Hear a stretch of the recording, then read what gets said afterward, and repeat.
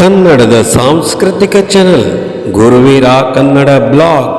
ವೀಕ್ಷಕರೇ, ತಮಗೆಲ್ಲರಿಗೂ ನಮ್ಮ ಸಾಂಸ್ಕೃತಿಕ ಚಾನೆಲ್ ಗುರುವೀರ ಕನ್ನಡ ಬ್ಲಾಗ್ಗೆ ಹೃದಯಪೂರ್ವಕವಾದ ಸ್ವಾಗತ. ಕಳೆದ ವಾರ ಜನವರಿ 12, 2025 ನಿಮಗೆ ತಿಳಿದ ಹಾಗೆ ವಿಶ್ವದಾದ್ಯಂತ ಸ್ವಾಮಿ ವಿವೇಕಾನಂದರ ಜಯಂತಿಯನ್ನು ಎಲ್ಲರೂ ಆಚರಿಸಿದರು.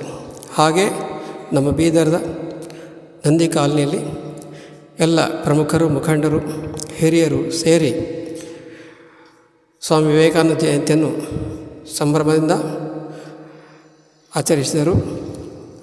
ಈ ಆಚರಣೆಯಲ್ಲಿ ಸ್ವಾಮಿ ವಿವೇಕಾನಂದರ ವಿಚಾರಗೋಷ್ಠಿ, ಅವರ ತತ್ವಗಳು, ಅವರ ಸಾಧನೆಗಳು, ಅವರ ಉದ್ದೇಶಗಳು, ಅವರ ಕನಸುಗಳು, ಅವರ ಮುಂದಿನ ಯೋಜನೆಗಳ ಬಗ್ಗೆ, ಎಲ್ಲ ಥರದ ವಿಷಯಗಳ ಬಗ್ಗೆ ಮನನ ಮಾಡಿ ಸ್ಮರಿಸಲಾಯಿತು. ಈ ಒಂದು ಕಾರ್ಯಕ್ರಮದ ಮುಖ್ಯ ಸಾರಾಂಶವನ್ನು ಒಂದೇ ಒಂದು ವಿಡಿಯೋದಲ್ಲಿ ತೋರಿಸ್ತಾ ಇದ್ದೇವೆ. ಸ್ವಾಮಿ ವಿವೇಕಾನಂದರ ಜೀವನದ ಬಗ್ಗೆ, ಅವರ ಸಾಧನೆಗಳ ಬಗ್ಗೆ, ವಿಚಾರಗಳ ಬಗ್ಗೆ ಬೀದರ್ ವಿಶ್ವವಿದ್ಯಾಲಯದ ಕನ್ನಡ ವಿಭಾಗದ ಪ್ರಾಧ್ಯಾಪಕರಾದ ಡಾಕ್ಟರ್ ರಾಮಚಂದ್ರ ಗಣಾಪುರ್ ಅವರು ಸ್ವಾಮಿ ವಿವೇಕಾನಂದರ ಜಯಂತಿಯ ಪ್ರಯುಕ್ತ ಅವರ ಬಗ್ಗೆ ಒಂದೆರಡು ಮಾತುಗಳನ್ನು ಮಾತಾಡಿದ್ದಾರೆ. ಅದನ್ನು ನಾವು ಚಿತ್ರೀಕರಿಸಿದ್ದೇವೆ, ಈ ವಿಡಿಯೋದಲ್ಲಿ ಪ್ರದರ್ಶಿಸುತ್ತಿದ್ದೇವೆ. ದಯವಿಟ್ಟು ಈ ನಮ್ಮ ಚಾನಲ್ಗೆ ಸಬ್ಸ್ಕ್ರೈಬ್ ಮಾಡಿ, ಶೇರ್ ಮಾಡಿ ಹಾಗೂ ಲೈಕ್ ಮಾಡಿ. ಧನ್ಯವಾದಗಳು. ಸರ್ವಪ್ರಥಮವಾಗಿ ವೀರ ಸನ್ಯಾಸಿ ಶ್ರೀ ಸ್ವಾಮಿ ವಿವೇಕಾನಂದಜಿಯವರ ಒಂದು ಜಯಂತಿ ಪ್ರಯುಕ್ತ ಅವರಿಗೆ ಒಂದು ಪೂಜೆಯನ್ನು ಸಲ್ಲಿಸುವುದರಾಗಿ ವೇದಿಕೆ ಮೇಲಿರುವ ಎಲ್ಲ ಗಣ್ಯಮಾನ್ಯರಿಗೆ ವಂದಿಸಿಕೊಳ್ಳುತ್ತೇನೆ. ಸ್ವಾಮಿ ವಿವೇಕಾನಂದ ಹಾಗೂ ಭಾರತ ಮಾತೆಗೆ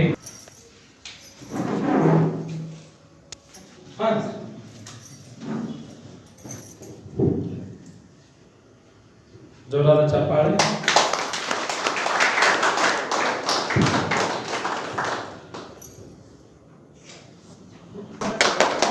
ಕಾರ್ಯಕ್ರಮದ ನಿನ್ನೆ ಇಷ್ಟೊತ್ತಿಗೆ ತಂದೆ ಸರ್ ಫೋನ್ ಮಾಡಿ ಹೇಳಿದ್ರು, ನಾಳೆ ನೀವು ಅವ್ರ ಬಗ್ಗೆ ಮಾತಾಡಬೇಕಾದ್ರೆ ಇಲ್ಲಿಂದ ಆರಂಭ ಮಾಡಬೇಕು ಅನ್ನೋದು. ಪಾಶ್ಚಾತ್ಯ ಸಂಸ್ಕೃತಿ, ಅಲ್ಲಿನ ವೈಚಾರಿಕತೆ, ವೈಜ್ಞಾನಿಕತೆ, ಅಕ್ಷರತೆಯ ನಾಗಲೋಟದಲ್ಲಿರುವಂತಹ ಸಂದರ್ಭದಲ್ಲಿ, ಅದು ಬ್ರಿಟಿಷ್ ಸಾಮ್ರಾಜ್ಯದ ಸಂದರ್ಭದಲ್ಲಿ, ಆ ಕೋಲ್ಕತ್ತಾ ಈ ದೇಶದ ಪ್ರಾಚೀನ ನಗರ ಬಂಗಾಳದ ಪ್ರೆಸಿಡೆನ್ಸಿಯ ಸಂದರ್ಭದಲ್ಲಿ ಜನವರಿ 12, 1863 ಜನಿಸಿರುವಂಥ ನರೇಂದ್ರನಾಥ್ ದಾಸ್ ಇಡೀ ಯುರೋಪ್, ಅಮೇರಿಕಾ, ಆಮೇಲೆ ಏಷ್ಯಾ ಖಂಡ, ಭಾರತದ ಕಾಶ್ಮೀರದಿಂದ ಕನ್ಯಾಕುಮಾರಿವರೆಗೆ ಅವರ ವಿದ್ವತ್ಪೂರ್ಣ ಚಿಂತನೆಗಳು ಯಾವ ರೀತಿ ಭಾರತೀಯ ನೆಲದಲ್ಲಿ ಅಷ್ಟೇ ಅಲ್ಲ, ಜಗತ್ತಿನ ಮೂಲೆಗಳಿಗೆವರೆಗೂ ಅವರು ಯಾವ ರೀತಿ ಹರಡಿದರು. ಬಹುಶಃ ಒಬ್ಬ ವ್ಯಕ್ತಿ ತ್ಯಾಗ ಮತ್ತು ಯೋಗ ಸಾಧಕನಾಗಬೇಕಾದ್ರೆ ಅವ್ರು ಹೇಳುವಂಥದ್ದು, ಯೋಗ ಮತ್ತು ತ್ಯಾಗ ಈ ಎರಡು ಇದ್ರೆ ಸಾಮಾನ್ಯ ವ್ಯಕ್ತಿಯು ಅಸಾಮಾನ್ಯ ವ್ಯಕ್ತಿ ಆಗ್ಬೋದು ಅನ್ನಲಿಕ್ಕೆ ಸ್ವಾಮಿ ವಿವೇಕಾನಂದ ಅವರು ನಮಗೆ ಕಂಡು ಬರ್ತಾರೆ.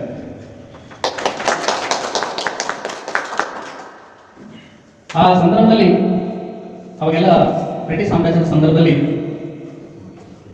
ಅವ್ರು ಓದುವಾಗ ಅವ್ರ ಗುರುಗಳು ವರ್ಡ್ಸ್ವರ್ತ್ ಅವರ ಒಂದು ಕವಿತೆ ಪಾಠ ಮಾಡುವಾಗ ಅಲ್ಲಿ ಸಮಾಧಿ ಸ್ಥಿತಿ ಅಂತ, ಸಮಾಧಿ ಅಂದರೆ ಏನು, ಜಗತ್ತಿನ ಬಹಳ ಪ್ರಸಿದ್ಧ ನಿಸರ್ಗ ಕವಿ ವರ್ಡ್ಸ್ವರ್ತ್ ಅವರ ಕವಿತೆಯ ಸಮಾಧಿ ಸ್ಥಿತಿ ಬಗ್ಗೆ ತಿಳ್ಕೊಳ್ಬೇಕಾದ್ರೆ ನೀವು ದಕ್ಷಿಣೇಶ್ವರಕ್ಕೆ ಹೋಗ್ರಿ, ಅಲ್ಲಿ ರಾಮಕೃಷ್ಣ ಪರಮಹಂಸರನ್ನ ಭೇಟಿಯಾಗಿದೆ. ಆಮೇಲೆ ನಂತರದಲ್ಲಿ ಅವರು ಆ ಕ್ರಿಶ್ಚಿಯನ್ ಕಾಲೇಜಲ್ಲಿ ಅಧ್ಯಯನ ಮಾಡುವಾಗ ಅವ್ರ ಗುರುಗಳು ಸಹ ಹೇಳ್ತಾರೆ, ಅವ್ರ ಗೆಳೆಯರು ಅವರು ಕೂಡಿ ಹೋದಾಗ ಅಲ್ಲಿ ರಾಮಚಂದ್ರ ಉಪಾಧ್ಯಾಯರು ಮತ್ತು ರಾಮಕೃಷ್ಣ ಪರಮಹಂಸರನ್ನ ಭೇಟಿಯಾಗ್ತಾರೆ. ಆಮೇಲೆ ಒಬ್ಬ ಗುರುವಿಗೆ ಯೋಗ್ಯ ಶಿಷ್ಯ ಸಿಗೋದು, ಒಬ್ಬ ಶಿಷ್ಯನಿಗೆ ಯೋಗ್ಯ ಸಮರ್ಥಕರು ಸಿಗೋದು ಬಹಳ ಅಪರೂಪ. ಅದು ಯೋಗ ಇದು. ಯಾಕಂದ್ರೆ ಸ್ವಾಮಿ ವಿವೇಕಾನಂದರ ಆಗೋದಕ್ಕಿಂತ ಮುಂಚೆ ನರೇಂದ್ರ ದತ್ತರು ರಾಮಕೃಷ್ಣ ಪರಮಹಂಸರನ್ನು ಅಷ್ಟು ಸುಲಭವಾಗಿ ಅವರು ಸ್ವೀಕರಿಸಲಿಲ್ಲ.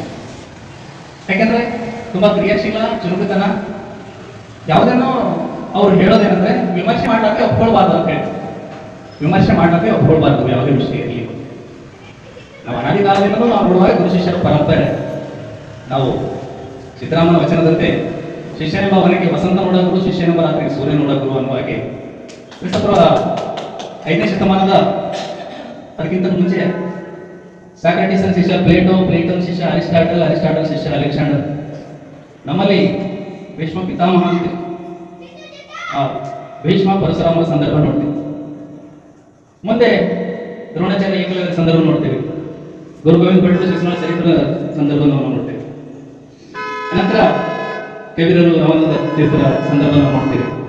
ಇಂಥ ನೂರಾರು ಗುರು ಶಿಷ್ಯರ ಸಂಬಂಧಗಳನ್ನು ನಾವು ಅವಲೋಕನ ಮಾಡುವಾಗ ಆ ಗುರು ಶಿಷ್ಯರ ಒಂದು ಬಾಂಧವ್ಯ ಹೇಗಿರ್ತದೆ ಅಲ್ಲಿಗೆ ಇಲ್ಲಿ ದಕ್ಷಿಣೇಶ್ವರಕ್ಕೆ ಬಂದ ನಂತರ ಭೇಟಿ ಆಗ್ತಾರೆ, ಅನೇಕ ಚರ್ಚೆಗಳು ಮಾಡ್ತಾರೆ. ಆಮೇಲೆ ವಿವೇಕಾನಂದರು ಒಂದು ಹಾಡು ಹಾಡಿದಾಗ ರಾಮಕೃಷ್ಣ ಪರಮಹಂಸರಿಗೆ ಬಹಳ ಆನಂದವಾಗಿ ಚರ್ಚೆ ಶುರು ಆಗ್ತದೆ. ದೇವರು ಅಂದ್ರೆ ಏನು, ದೇವರು ಎಲ್ಲಿದ್ದಾನೆ, ಹೇಗಿದ್ದಾನೆ, ಅನೇಕ ಚರ್ಚೆ ಸಂವಾದಗಳು ಅಲ್ಲಿ ತಾರ್ಕಿಕವಾಗಿ. ಬಹಳ ದೊಡ್ಡ ಫಿಲಾಸಫರ್, ತತ್ವಜ್ಞಾನಿಯಾಗಿರುವಂತಹ ವಿವೇಕಾನಂದರು ಪೌರಾತ್ಯ ಮತ್ತು ಪಾಶ್ಚಿಮಾತ್ಯ ಫಿಲಾಸಫಿಯನ್ನು ಬಹಳ ಚಂದ ತರಗತಿ ಮಾಡ್ಕೊಂಡಂಥ ಮಹಾನ್ ವ್ಯಕ್ತಿಗಳಾಗಿದ್ದರು. ಹೀಗಾಗಿ ತಮ್ಮ ಧೈರ್ಯ, ಸಾಹಸ, ಕ್ರಿಯಾಶೀಲತೆಯಿಂದ ಬಹಳಷ್ಟು ವಿಷಯಗಳನ್ನು ಅವರು ಕತ್ತಲಮಕ್ಕ ಮಾಡಿಕೊಂಡಂತಹ ವ್ಯಕ್ತಿ. ಅಲ್ಲಿ ಪಾಶ್ಚಾತ್ಯ ತತ್ವ ಚಿಂತನೆ ಮತ್ತು ಪೌರಾತ್ಯ ಚಿಂತನೆಯ ಎರಡರ ಅಧ್ಯಯನ ಮಾಡುವ ಸಂದರ್ಭದಲ್ಲಿ ಸಾಕಷ್ಟು ವಿಚಾರಗಳು ತಿಳ್ಕೊಂಡ್ರು. ಭಾರತೀಯ ಸಂಸ್ಕೃತಿಯನ್ನು ಬಿಡಲಿಲ್ಲ. ನಾವು ಯಾವುದೋ ಒಂದು ರಾಜ್ಯಕ್ಕೂ ಅಥವಾ ಯಾವುದೋ ಒಂದು ಸ್ಟೇಟಿಗೆ, ಒಂದು ದೇಶಕ್ಕೆ ಹೋದಾಗ ಒಂದೇ ವರ್ಷದಲ್ಲಿ ನಮ್ಮ ಧರ್ಮವನ್ನು ಮರಿತೇವೆ. ಬರುವಾಗ ಏರ್ಪೋರ್ಟಲ್ಲಿ ಬರ್ಕೊಂಡು ಹಾಕೊಂಡು ಬರ್ತೇವೆ. ವೀರ ಸನ್ಯಾಸಿ ವಿವೇಕಾನಂದ ಬದುಕಿದ್ದು ಕೇವಲ 39 ವರ್ಷ. ಮಹಾನ್ ಸಾಧಕರೆಲ್ಲ ಬಸವಣ್ಣನವರು, ಗೌತಮ ಬುದ್ಧರು, ಜಾನಕಿ, ಇಂಥವರೆಲ್ಲ ನಾವು ನೋಡುವಾಗ ಬಹಳ ಚಿಕ್ಕ ಪ್ರಾಯದಲ್ಲಿ ಬಹಳಷ್ಟು ಸಾಧನೆ ಮಾಡಿರುವಂಥ ಮಹಾನ್ ವ್ಯಕ್ತಿಗಳನ್ನು ನಾವು ನೋಡುವಾಗ ಈ ಜೀವನ ಅನ್ನೋದನ್ನು ಅವರು ಬಹಳ ಸಾರ್ಥಕ ಮಾಡ್ಕೊಂಡ್ರು. ನಮ್ಮ ತತ್ವಪದಕಾರರು ಹೇಳುವಂತೆ ಆಯುಷ್ಯ 40, ರಾತ್ರಿಗೆ ಹೋದವ 50, ಪ್ರಾಯಕ್ಕೆ 20, ಪ್ರಾಯದ ಗಾಯಕ್ಕೆ 30. ನಮ್ಮ ದೇವ್ರು 100 ವರ್ಷ ಆಯುಷ್ಯ ಪಟ್ಟರೆ ಅರ್ಧ ಕಲ್ಕೊಂಡಲ್ಲಿ ಹೋಗ್ತೇವೆ. ಯೌವನದಲ್ಲಿ 20 ವರ್ಷ ಹೋಗ್ತಾರೆ. ಕೇವಲ ನಮ್ಮ ಅಕೌಂಟ್ನಲ್ಲಿರುವಂಥ 30 ವರ್ಷದಲ್ಲಿ ನಾವೆಲ್ಲ ಮಾಡಬೇಕು. ಹೀಗೆ ಅಷ್ಟೇ ವಯಸ್ಸಿನಲ್ಲಿ ಅವರು ಗುರುಗಳೊಂದಿಗೆ ಸಂವಾದ. ಅವರು 1886ರಲ್ಲಿ ಗುರುಗಳು ಅವರು ಅಸುನೀಗಿದ ನಂತರ ಅವರ ಶಿಷ್ಯ ಬಳಗದ ನಾಯಕತ್ವವನ್ನು ವಹಿಸಿಕೊಳ್ತಾರೆ. ಆ ನಿಲುವಂಗಿ, ಕಮಂಡಲ, ಆ ದಂಡ. ನಂತರ ಸಾಕಷ್ಟು ಚರ್ಚೆಗಳು ಮಾಡ್ತಾರೆ. ಬೇಲೂರು ಮಠ ಸ್ಥಾಪನೆ ಮಾಡ್ತಾರೆ, ರಾಮಕೃಷ್ಣ ಮಠ ಸ್ಥಾಪನೆ, ರಾಮಕೃಷ್ಣ ಮಿಷನ್ ಸ್ಥಾಪನೆ ಮಾಡುವಂಥದ್ದು. ಅನಂತರ ನಿರಂತರ ಸಂಚಾರ ಮಾಡುವಂಥದ್ದು. ರಾಮಕೃಷ್ಣ ಪರಮಹಂಸರನ್ನ ಯಾಕೆ ಅವರು ಆಯ್ಕೆ ಮಾಡಿಕೊಂಡ್ರು ಜೀವನದಲ್ಲಿ?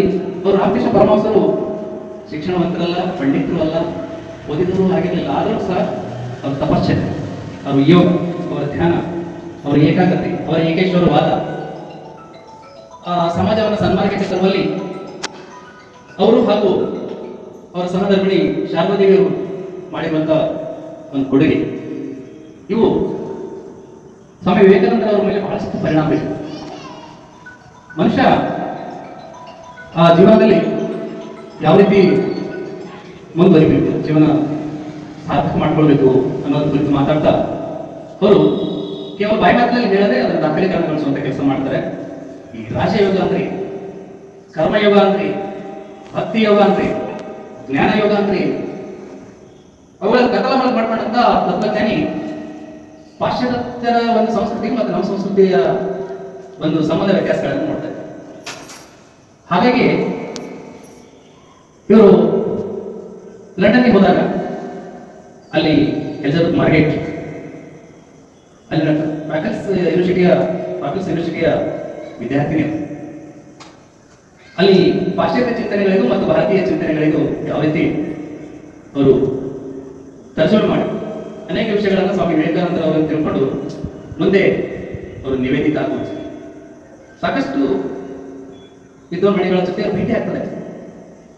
ಅವರ ಚಿಂತಕ ಮ್ಯಾಕ್ಸ್ ಮುಲ್ಲರ್ ಜೊತೆ ಚರ್ಚೆ ಮಾಡ್ತಾರೆ. ಅನ್ಬೆ ಸೆಂಟರ್ ಅವರಿಗೆ ನಮ್ಮ ದೇಶಕ್ಕೆ ಕೊಟ್ಟಂತ ಕೊಡುಗೆ ಕುರಿತು ಮಾತಾಡ್ತಾರೆ. ಟಾಲ್ಸ್ಟಾಯ್ ಜೊತೆ ಮಾತಾಡಬೇಕಂದ್ರೂ ಆಗಲಿಲ್ಲ. ಹೀಗಾಗಿ ಅಲ್ಲಿ ಏನಿದ್ರು ಎಲ್ಲರಲ್ಲಿ ಅವರು ಹೇಳುವಂಥದ್ದು ಎಲ್ಲರಲ್ಲಿಯೂ ದೇವರಿದ್ದಾರೆ. ಸಾಮಾನ್ಯವಾಗಿ ನಾವು ಮಾತಾಡುವಾಗ ಒಂದು ಮಗು ಭೂಮಿಗೆ ಬರುವಾಗ ಅದು ವಿಶ್ವಮಾನವಾಗಿರ್ತದೆ. ಕೆಲವು ಸಂದರ್ಭಕ್ಕೆ ತಕ್ಕಂತೆ ಇದು ಕೆಲವೊಮ್ಮೆ ಅಲ್ಪಮಾನವಾಗಿರ್ತದೆ. ಮನುಷ್ಯರು ಎಲ್ಲರಲ್ಲಿ ದೇವರಿದ್ದಾರೆ. ಅದಕ್ಕೆ ನಾವು ಯಾರಿಗಾದ್ರೂ ಕಾಲ ಹತ್ತಿದ್ರೆ ನಮಸ್ಕಾರ ಮಾಡ್ತೀವಿ. ಸಂದರ್ಭಕ್ಕೆ ತಕ್ಕಂತೆ ಮನುಷ್ಯ ಒಳ್ಳೆಯವನು ಮತ್ತು ಕೆಟ್ಟವನ. ಆ ಸಾಧಕರ ಜೀವನವನ್ನು ನಾವು ನೋಡ್ಕೊಳ್ಳುವಾಗ ಅವ್ರ ವಿಶೇಷಣಗಳಲ್ಲಿ ನಾವು ನೋಡ್ತೀವಿ. ಸತ್ಯ ಅಂದ ತಕ್ಷಣ ನಮಗೆ ಹರಿಶ್ಚಂದ್ರ ನೆನಪ, ತ್ಯಾಗ ಅಂದ ತಕ್ಷಣ ನಮಗೆ ಕರ್ಣ, ದುರ್ದೇವಿ ಪಾತ್ರ ಕರ್ಣ ನೆನಪಾಗ್ತದೆ. ಹೀಗೆ ಅಲ್ಲಿ ಶಿಷ್ಯ ಅಂದ ತಕ್ಷಣ ನಮಗೆ ಆ ಏಕಲವ್ಯನ ರೀತಿಯ ಒಬ್ಬ ಶಿಷ್ಯ. ಈ ರೀತಿ ಇಲ್ಲಿ ಗೃಹಸ್ಥ ಜೀವನದಲ್ಲಿದ್ದು ನಾವು ಯಾವ ರೀತಿ ಸಾಧನೆ ಮಾಡಬೇಕು ಅಂತ ತೋರಿಸಿರುವಂತಹ ರಾಮಕೃಷ್ಣ ಪರಮಹಂಸರು ಶಾರದಾದೇವಿಯವರ ಪ್ರಭಾವದ ಮೇಲೆ ಮಾಡಿದ ಅರ್ಥವಾಗಿ ನಂತರದಲ್ಲಿ ಅವರ ಪರಂಪರೆಯನ್ನು ಮುನ್ನಡೆಸಿಕೊಂಡು ಹೋದರು. ಎಲ್ಲ ಕಡೆಗೂ ಬಹಳಷ್ಟು ಚರ್ಚೆಗಳು. ಅದರಲ್ಲೂ ಅವರ ಜೀವಮಾನದ ಉತ್ತುಂಗದ ಒಂದು ಕ್ಷಣ ಅಂದರೆ ಚಿಕಾಗೋದ ವಿಶ್ವ ಧರ್ಮ ಸಮ್ಮೇಳನದ ಸಂದರ್ಭ. ಅಲ್ಲಿ 1893 ಸೆಪ್ಟೆಂಬರ್ 11ರ ಆ ಕ್ಷಣ ಎಲ್ಲರಿಗೂ, ಎಲ್ಲ ಭಾರತೀಯರಿಗೂ ಮರೆಯಲಾಗುವಂತಹ ಕ್ಷಣ. ನಮ್ಮ ಭಾರತ ಸಂಸ್ಕೃತಿ, ಹಿಂದುತ್ವ, ಹಿಂದೂ ಧರ್ಮ ಇಡೀ ಜಗತ್ತಿಗೆ ಯಾವ ರೀತಿ ಇದೆ ಅಂತ ತೋರಿಸಿರುವಂಥ ಮಹಾನ್ ಸಂತರು ಸ್ವಾಮಿ ವಿವೇಕಾನಂದರು. ಅಲ್ಲಿ ನೆರೆದಂಥ 12,000 ಜನರು ಒಂದು ಕ್ಷಣ ನಿರಂತರವಾಗಿ ಚಪ್ಪಾಳೆ ಭಾಷಿಸಿದ ನಂತರ ಅವ್ರ ಮಾತು ಆರಂಭ ಆಗ್ತದೆ. ನೀವು ತಿಳ್ಕೊಂಡ ಹಾಗೆ ಭಾರತ ಅದಲ್ಲ, ಅದು ಹಾವಾಡಿಗರ ದೇಶ ಅಲ್ಲ, ಭೂತ ಪಿಶಾಚಿಗಳ ದೇಶ ಅಲ್ಲ. ಅಲ್ಲಿನ ಸಂಸ್ಕೃತಿಯನ್ನು ಅರಿಯಲಿಕ್ಕೆ ಬಂದರೆ ಭಾರತೀಯತೆ ಯಾವ ರೀತಿ ಮೇಳೈಸಿದೆ, ಇಲ್ಲಿನ ಧರ್ಮ, ಅಲ್ಲಿನ ವೇದ, ಇಲ್ಲಿನ ಆಗಮ, ಉಪನಿಷತ್ತುಗಳು ಯಾವ ರೀತಿ ನಮ್ಮ ಸಂಸ್ಕೃತಿಯನ್ನು ಮುನ್ನಡೆಸ್ಕೊಂಡು ಬರ್ತಾ ಇದ್ದಾವೆ ಅನ್ನೋದನ್ನು ನೀವು ತಿಳ್ಕೊಳ್ಳಿ ಅಂತ ಹೇಳಿ ಇಡೀ ಯುರೋಪ್, ಆಮೇಲೆ ಅಮೆರಿಕ, ಕೆಲವೊಂದು ಸಂದರ್ಭದಲ್ಲಿ ಅವರು ಹಾರ್ವರ್ಡ್ ವಿಶ್ವವಿದ್ಯಾಲಯದ ಗೌರವ ಪ್ರಾಧ್ಯಾಪಕರಾಗಿ ಕೆಲಸ ಮಾಡಿರುವಂಥ ಏಷ್ಯಾದ ಮೊದಲ ವ್ಯಕ್ತಿ ಸ್ವಾಮಿ ವಿವೇಕಾನಂದ. ಕೇವಲ ಚಿಕ್ಕ ಪ್ರಾಯ, ನಮ್ಮಂತವರಿಗೆ 2 ಕತ್ತೆ ವಯಸ್ಸಾದರೂ ಸಹ ಒಂದು ಸ್ಪರ್ಶ ಜ್ಞಾನ ಬರಲಿಲ್ಲ. ಇಲ್ಲಿ ಅಂತ ಮಹಾನ್ ಸಾಧಕ ಅವ್ರು ಯಾವ ರೀತಿ ಅಲ್ಲಿ ಆ ಜಗತ್ತನ್ನು ಬೆಳೆದುವಂತ ಈ ಭಾರತೀಯತೆಯನ್ನ ಯಾವ ರೀತಿ ಅವ್ರು ಬೆಳೆಸಿದ್ರು, ಕೊಟ್ಟರು ಅನ್ನೋದನ್ನು ನಾವು ನೋಡ್ತೀವಿ. ಒಬ್ಬ ಎಲಿಜಬೆತ್ ಮಾರ್ಗ್ರೆಟ್ ಅನ್ನುವಂಥವ್ರು ಸಿಸ್ಟರ್ ನಿವೇದಿತ ಆಗಿ ಇಡೀ ಭಾರತೀಯ ಸಂಸ್ಕೃತಿಯನ್ನ ಜೀವನ ಪರ್ಯಂತ ಅವರು ಅಳವಡಿಸಿಕೊಂಡಂತ ಒಂದು ಸಾಧಕಿ. ಇಡೀ ಭಾರತ ತುಂಬೆಲ್ಲ ಸ್ವಾಮಿ ವಿವೇಕಾನಂದರ ಅನುಯಾಯಿಯಾಗಿ ತಿರುಗಿದ್ರು. ಸಂಪೂರ್ಣವಾಗಿ ಭಾರತ ಸಂಸ್ಕೃತಿಯನ್ನ ಅರ್ಥೈಸಿಕೊಂಡರು. ಕೊನೆವರೆಗೂ ಅವರು ಭಾರತೀಯತ್ವವನ್ನು ಭಾರತೀಯರಾಗಿ ಉಳಿದ್ರು ಅಲ್ಲಿಗೆ ಸಾಕಷ್ಟು ಉದಾಹರಣೆಗಳು ನಮ್ಮ ಮುಂದೆ ಇರ್ತವೆ. ಸಾಕಷ್ಟು ರಾಮಕೃಷ್ಣ ಆಶ್ರಮಗಳನ್ನು ಕಟ್ಟಿದ್ರು, ರಾಮಕೃಷ್ಣ ಮಠಗಳನ್ನು ಕಟ್ಟಿಸಿದ್ರು. ಆಮೇಲೆ ವೇದಾಂತ ಸಂಸ್ಕೃತಿನ ಇಡೀ ಜನಮಾನಸಕ್ಕೆ ಮುಟ್ಟಿಸುವಂಥ ಕೆಲಸ ಅವರು ಮಾಡ್ತಾರೆ. ಹೀಗಾಗಿ ಈ ಜಗತ್ತು ಕಂಡಂಥ ಮಹಾನ್ ತ್ಯಾಗಿ, ಆಮೇಲೆ ಚಿಂತಕ, ಸನ್ಯಾಸಿ, ಆಮೇಲೆ ಈ ಭಾರತೀಯ ಸಂಸ್ಕೃತಿಯನ್ನ ಜನಮಾನಸಕ್ಕೆ ಮುಟ್ಟಿಸುವಂಥ ಕೆಲಸ ಅವರು ಮಾಡ್ತಾರೆ. ಅವರು ಸದಾಕಾಲ ಅವರು ಎಚ್ಚರಿಕೆಯ ಒಂದು ಗಂಟೆಯಾಗಿ ಅವರಲ್ಲಿ ಧೈರ್ಯ, ಆತ್ಮವಿಶ್ವಾಸ ಬಹಳ ದೊಡ್ಡದು. ಆಮೇಲೆ ಅವ್ರಿಗೆ ನೋಡಿದಾಗ ನಿರ್ಭಯತೆ, ವಿಶ್ವಸಿಂಗ್ ಠಾಕೂರ್ ಸರ್ ಅವರಂಗ ನಿರ್ಭಯತೆ. ಯಾಕೆ ಹೇಳಬೇಕು? ನಿರ್ಭಯ. ಆಮೇಲೆ ಅಲ್ಲಿ ನಿಸ್ವಾರ್ಥ, ಆಮೇಲೆ ತ್ಯಾಗ, ಅಂದ್ರೆ ಸ್ತ್ರೀ ಸಮಾನತೆಯನ್ನ ಅವ್ರು ಸಾರ್ತಾರೆ. ಅವರ ಮೂಲ ಮಂತ್ರ ಏನಾಗಿತ್ತು ಅಂದ್ರೆ ದರಿದ್ರ ನಾರಾಯಣನ ಸೇವೆ ಮಾಡಬೇಕು. ಎಲ್ಲರೂ ಅಲ್ಲಿ ಮನುಷ್ಯರೇ, ಎಲ್ಲರಲ್ಲೂ ದೇವರಿದ್ದಾನೆ, ಈ ಒಳಪಟ್ಟವರಿಗೆ ಮೇಲೆಗೆ ತರಬೇಕು ಅನ್ನುವಂಥದ್ದು. ಹೀಗಾಗಿ ಅವರು ದರಿದ್ರ ನಾರಾಯಣ ಸೇವೆಯನ್ನ ಸ್ಥಳದಲ್ಲಿ ಮಾಡಬೇಕು. ಶಿಕ್ಷಣ, ಆರೋಗ್ಯ ಮತ್ತು ಅವರಿಗೆ ತಿಳುವಳಿಕೆ ಕೊಡಬೇಕು ಅನ್ನುವಂಥ ದಿಶೆಯಲ್ಲಿ ಸಾಕಷ್ಟು ಕೆಲಸ ಮಾಡ್ತಾರೆ. ಆಮೇಲೆ ಎಂದಿಗೂ ಅವರ ವೇಷಭೂಷಣ ಆಗಲಿ ವಿಚಾರವಾಗಿ ಅವ್ರು ಬಿಟ್ಕೊಂಡಿದ್ರು. ಅವರ ನಿಲುವಂಗಿ, ಆ ಕಾವಿ, ಆ ಕಮಂಡಲ, ಅವರ ಅಧ್ಯಯನ, ಅವರು ನಿರಂತರವಾಗಿ ಅವರ ಜೊತೆ ಪುಸ್ತಕಗಳು. ಹೀಗಾಗಿ ಸ್ವಾಮಿ ವಿವೇಕಾನಂದರವರ ಆದರ್ಶಗಳು ಇವತ್ತಿಗೂ ಹಸಿರಾಗಿರೋದಕ್ಕೆ ಅವರ ಅನುಯಾಯಿಗಳು ಸಾಕಷ್ಟು ಜನರು ಮಠಮಾನ್ಯಗಳನ್ನು ನೋಡ್ಕೊಳ್ಳುವ ಸಂದರ್ಭದಲ್ಲಿ ಅವರ ಆದರ್ಶ ಇವತ್ತಿನ ಯುವಕರಿಗೆ ಸ್ಫೂರ್ತಿ. ಇವತ್ತು ಯುವ ದಿನ.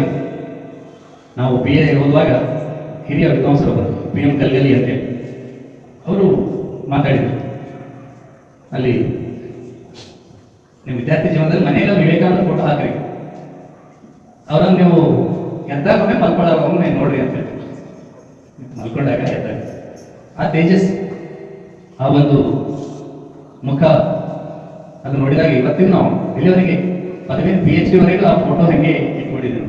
ಎದ್ದ ತಕ್ಷಣ ಮಲ್ಕೊಳ್ಳಾಗ ನೋಡಿದಾಗ ಏನೋ ಒಂದು ಸ್ಫೂರ್ತಿ, ಒಂದು ಧೈರ್ಯ, ಒಂದು ಆತ್ಮವಿಶ್ವಾಸ, ಒಂದು ಛಲ, ಒಂದೇನೋ ಸಾಧನೆ ಮಾಡಬೇಕು ಅನ್ನುವಂಥದ್ದು ಅಂತ ಆ ಮುಖಚರ್ಯ, ಭಾವ, ಆ ಕಣ್ಣುಗಳು ಅಂತ ಮಹಾನ್ ಯೋಗಿ ಸಂತರು ಈ ಬಾಳಿರುವಂಥನ್ನೆಲ್ಲ ನಮ್ಮ ಭಾರತ ದೇಶಕ್ಕಂತೂ ಬಹಳ ದೊಡ್ಡ ಒಂದು ಕೊಡುಗೆಯಾಗಿ ಅವರು ಹೇಳ್ತಾರೆ. ಯಾಕಂದ್ರೆ ಭಾರತೀಯರ ಪ್ರತಿನಿಧಿಯಾಗಿ ಅಲ್ಲಿ ವಿಶ್ವ ಧರ್ಮ ಸಮ್ಮೇಳನದಲ್ಲಿ ಮಾತಾಡಿರುವ ರೀತಿ ಅಲ್ಲಿವರೆಗೆ ಭಾರತೀಯ ಸಂಸ್ಕೃತಿ ಜನಮಾನಸಕ್ಕೆ ಮುಟ್ಟಿರಲಿಲ್ಲ, ತಲುಪಿರಲಿಲ್ಲ. ಕಾರಣ ನಮ್ಮಲ್ಲಿ ಏನಾಗಿತ್ತು ಅಂದ್ರೆ ನಮ್ಮ ಭಾರತೀಯ ಭಾಷೆಗಳು ಪಾಶ್ಚಾತ್ಯರಿಗೆ ಅರ್ಥ ಆಗಿರಲಿಲ್ಲ. ನಮ್ಮಲ್ಲೆಲ್ಲ ಶೇಕ್ಸ್ಪಿಯರ್ನ 50 ನಾಟಕಗಳು ಈ ಕಡೆ ಬಂದಿರ್ಬೋದು, ಆ ಬೇರೆ ಬೇರೆ ಶೈಲಿ, ಆಡಮ್ ಕೀಟ್ಸ್, ಹಾಬೋಸ್ ಎಲ್ಲ ಕವಿತೆಗಳು ನಮ್ಮ ಸಾಹಿತ್ಯ ಅಲ್ಲಿ ನೋಡ್ತಿರ್ಬೋದು. ಹೀಗಾಗಿ ಆ ಒಂದು ಸಾಹಿತ್ಯ ಆಗಲಿ, ತತ್ವಶಾಸ್ತ್ರ ಆಗಲಿ, ಸಂಸ್ಕೃತಿ ಆಗಲಿ ವಿದೇಶಕ್ಕೆ ಮುಟ್ಟಿರಲಿಲ್ಲ. ಇವರು ಮುಖಾಂತರ ನಿವೇದಿತರವರ ಮೂಲಕ ಹೊರ ದೇಶಕ್ಕೆ ತಲುಪಿಸುವಂಥ ಕೆಲಸ ಆಯಿತು.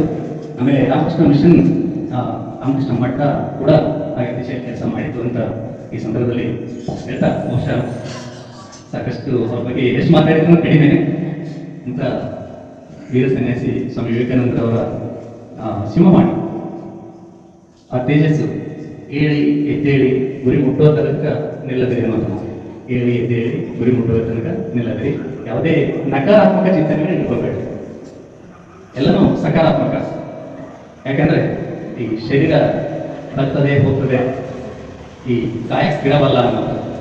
ಹೀಗಾಗಿ ಅಲ್ಲಿ ಜ್ಞಾನಿಗಳ ಸಂಘದಲ್ಲಿ ಇರಬೇಕು. ಅದು ಜ್ಞಾನ ಯೋಗ, ಅದೇ ಅವರ ರಾಜಯೋಗ, ಧರ್ಮಯೋಗ, ಭಕ್ತಿ ಯೋಗ, ಜ್ಞಾನ ಯೋಗ, ಆ ಕೃತಿಗಳನ್ನು ಅವಲೋಕನ ಮಾಡಿದಾಗ, ಅಧ್ಯಯನ ಮಾಡಿದಾಗ ಅವರ ನುಡಿಮುತ್ತುಗಳನ್ನು ನಾವು ನೋಡ್ತೇವೆ. ಹಿಂದೂ ಸಂಸ್ಕೃತಿಯನ್ನ, ಹಿಂದೂ ಪರಂಪರೆಯನ್ನ ಯಾವ ರೀತಿ ಮುಂದುವರಿಸ್ಕೊಂಡು ಹೋಗ್ಬೇಕು ಅಂತೇಳಿ ಈ ಭಾರತದಲ್ಲಿ ಬಹಳಷ್ಟು ಸಂಚರಿಸಿದರು. ಕಾಶ್ಮೀರದಿಂದ ಕನ್ಯಾಕುಮಾರಿವರೆಗೆ ಏಷ್ಯಾದಲ್ಲಿ ಅವರು ಸಾಕಷ್ಟು ವಿಚಾರಗಳು ನಿರಂತರವಾಗಿ ಹಸಿರಾಗಿವೆ. ಆ ದಿಶೆಯಲ್ಲಿ ನಾವು ಮುಂದುವರಿಯೋಣ. ಈ ಒಂದು ಕಾಂಗ್ರೆಸ್ ಅವರು ಮತ್ತು ಇಲ್ಲಿನ ಗಣ್ಯರೆಲ್ಲರೂ ನಾನು ಮಾತಾಡಲಿಕ್ಕೆ ಅವಕಾಶ ಕೊಟ್ಟಂತ ತಮ್ಮೆಲ್ಲರಿಗೂ ಮತ್ತೊಮ್ಮೆ ತುಂಬ ಧನ್ಯವಾದಗಳನ್ನು ಹೇಳ್ತಾನೆ.